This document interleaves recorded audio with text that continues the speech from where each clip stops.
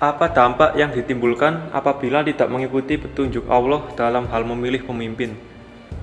Baik, ini termasuk pertanyaan kelanjutan penjelasan yang sebelumnya kami sampaikan. Dari jawabnya adalah dampaknya bisa bermacam-macam. Satu, bisa terlepas dari pertolongan Allah.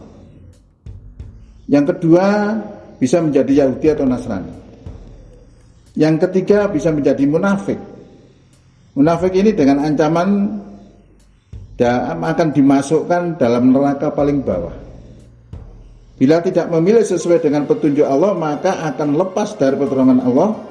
Bagaimana yang saya sebutkan tadi, la yatakhidhil mu'minunal kafirina awliya'a min dunil mu'minin. Janganlah orang yang beriman itu menjadikan orang kafir sebagai pemimpin dengan meninggalkan orang yang beriman. Waman, dan barang siapa yaf'al dzalika, berbuat yang demikian itu, falaisa minallahi fi syai'in, lepaslah dia dari pertolongan Allah, tidak mendapatkan pertolongan Allah sedikit pun, kecuali antataku minhum tuqah, kecuali karena takut daripada mereka itu, ya, dengan takut yang sebenar-benarnya. Itu adalah salah satu efek kalau kita sudah diberitahu oleh Allah, pilihlah orang beriman, kemudian dia tetap ngeyel untuk memilih orang yang kafir, maka lepas dari pertolongan Allah. Ini nomor satu. Jadi bila tidak memilih, ya, sesuai dengan petunjuk Allah, maka akan menjadi Yahudi Nasrani. Sebagaimana saya sebutkan tadi, ya ayyuhalladzina amanu la tattakhidul yahuda wal nasara. Wahai orang beriman, jangan kamu menjadikan Yahudi dan Nasrani sebagai pemimpin. Ba'duhum awliya'u ba'd. Sebagian mereka adalah pemimpin daripada sebagian lainnya. Wa may yatawallahum, barang siapa berpaling kepada Yahudi Nasrani, minkum, di antara kamu, fa innahu, maka sesungguhnya orang yang berpaling itu, minhum, termasuk bagian daripada Yahudi dan Nasrani. Innallaha, sesungguhnya Allah, la yahdil qaumat dzalimin, sesungguhnya Allah tidak memberi petunjuk kepada orang yang zalim. Kemudian kita lihat bagaimana orang bisa menjadi munafik ketika tidak mengikuti petunjuk Allah Subhanahu wa taala dalam hal memilih pemimpin. Disebutkan oleh Allah dalam Quran, basyiril munafiqina bi anna lahum azaban alima. Berilah kabar gembira kepada orang-orang munafik bahwasannya mereka akan mendapatkan siksa yang pedih. Siapa yang dimaksud mendapatkan siksa yang pedih ini? Ternyata kita juga di luar dugaan. Karena apa? Karena ternyata persoalan memilih pemimpin juga. Alladzina yattakhidul kafirina awliya'a min dunil mu'minin, yaitu orang-orang yang menjadikan orang kafir sebagai pemimpin dengan meninggalkan orang-orang yang beriman. Ayabtahu indahumul izzata. Lah, orang-orang yang memilih orang kafir sebagai pemimpin itu macam-macam. Maksudnya macam-macam, tujuannya macam-macam. Boleh jadi mereka itu menginginkan dapat jadi menteri, dapat jadi apa, memiliki pos-pos, menempati pos-pos penting. Bisa jadi seperti itu. Maka dikatakan oleh Allah di sini, apakah mereka mencari kemuliaan di sisi orang-orang kafir tadi? Fa innal izzata lillahi jami'a, maka sesungguhnya kemuliaan itu adalah milik Allah semuanya. Kemudian kalau orang itu terindikasi kemunafikan, maka Allah akan mengancam dengan yang sangat berat. Innal munafiqina fid darkil asfali minan nar. Sungguhnya orang-orang munafik itu berada di dalam neraka paling bawah. Walan tajidalahum nasiro, dan sekali-kali tidak akan kamu dapati pada mereka itu apa? Nasiron, pertolongan. Jadi dimasukkan neraka, tidak ada yang menolong. Tidak akan kamu dapati seorang penolong pun. Ila, kecuali ilalladzina tabu, kecuali orang yang mau tobat. Tobat itu berhenti dari kesalahannya, tidak mengulangi lagi. Wa aslahu, dan mengadakan perbaikan. Nah, perbaikan-perbaikan ini kalau ditumpangkan kepada kesalahan-kesalahan, maka kesalahan itu akan hangus, akan hilang, yang muncul adalah kebaikan. Seperti halnya cermai itu rasanya sepet dan kecut. Tapi kalau cermai itu kita bacem dengan gula, maka rasanya akan menjadi manis. Nah itu sama dengan begitu. Waslahu, mengadakan perbaikan. Maka di dalam Quran surat 25 ayat 70 disebutkan di situ kejahatan-kejahatan, kalau orang bertobat, kejahatan-kejahatannya akan diganti oleh Allah dengan hasanat, kebaikan-kebaikan. Nah ini harus kita renungkan ketika kita melakukan kesalahan atau terindikasi kemunafikan. Skennya ya ini.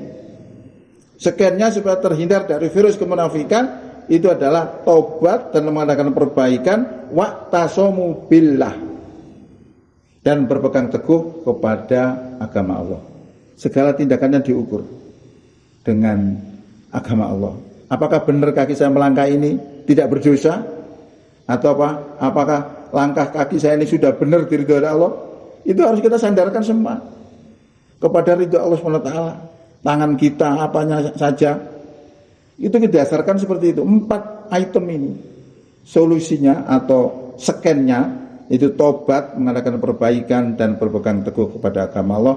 Wa akhlasu dinahum, dan tulus ikhlas dalam mengerjakan agama lillah, hanya untuk Allah. Berarti ketika kita beragama, ketika kita beribadah, itu hendaknya lillah.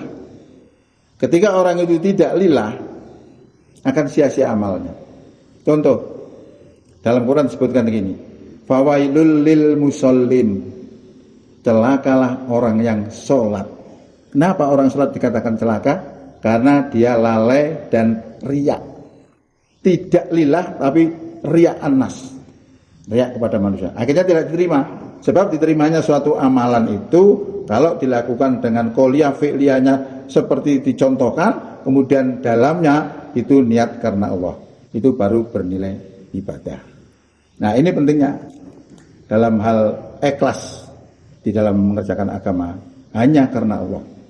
Ada satu contoh yang menarik ya.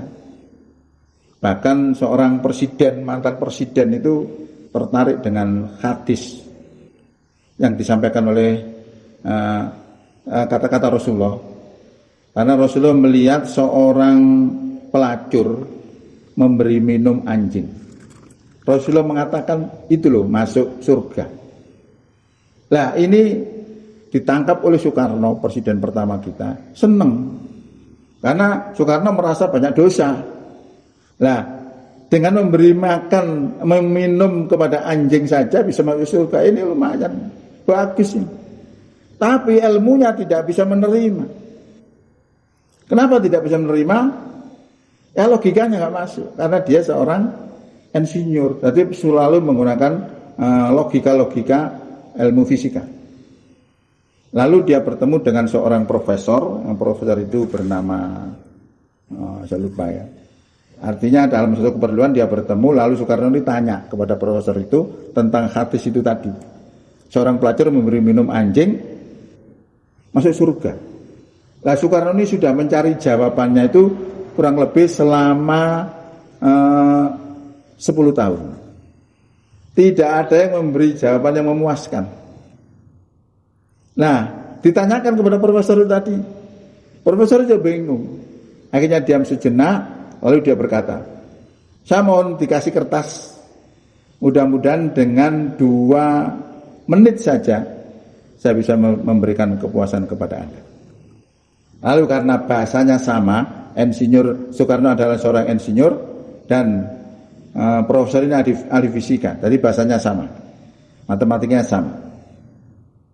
Lalu dibuat begini, kalau 10 dibagi 10 itu sama dengan 1, betul. 10 dibagi 100 sama dengan 1/10, betul. 10 dibagi 1000 sama dengan 1/100, dan sebagainya dan sebagainya. Artinya logika itu benar. Kemudian berapa saja itu dibagi tidak terhingga sama dengan 0. Betul. Berapa saja ditambah apa saja, ditambah jin, setan, macam-macam, itu kalau dibagi tidak terhingga sama dengan nol. Artinya berapa saja ditambah apa saja akan habis terbagi oleh tidak terhingga.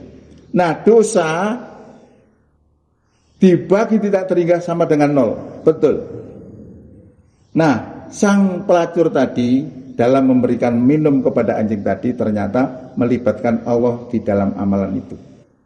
Artinya dengan niat ikhlas karena Allah, maka menjadi suatu peribadatan yang diterima oleh Allah Subhanahu wa taala dan memberikan pahala yang besar. Lalu pahala ini dihadapkan dengan dosa-dosa pelacur itu. Maka dosa pelacur itu hancur diterpedo oleh pahala yang besar itu tadi. Maka menjadi nol. Jadi dosa akan habis terbagi oleh tidak terhingga. Inilah dahsyatnya ikhlas karena Allah SWT.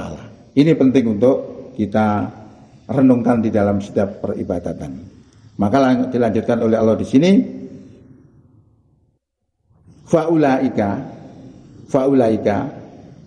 berarti orang-orang yang 4 item tadi itu, ya.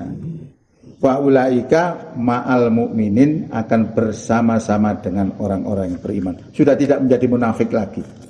Tapi menjadi orang beriman, akan bersama-sama dengan orang beriman.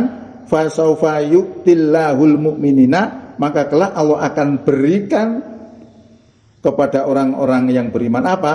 Ajron aziman, pahala yang besar. Ya, jadi inilah kalau konsekuensi kita tidak menurut Allah SWT terkait dengan memilih pemimpin yang sebentar lagi, insya Allah akan kita hadapi. Maka kalau kita mengaku orang beriman, maka kita punya kewajiban untuk memilih orang beriman. Dan orang beriman itu bagaimana? Nanti kita akan jelaskan di tema yang lain. Demikian, mudah-mudahan manfaat. Billahi taufiq wal hidayah. Wassalamualaikum warahmatullahi wabarakatuh.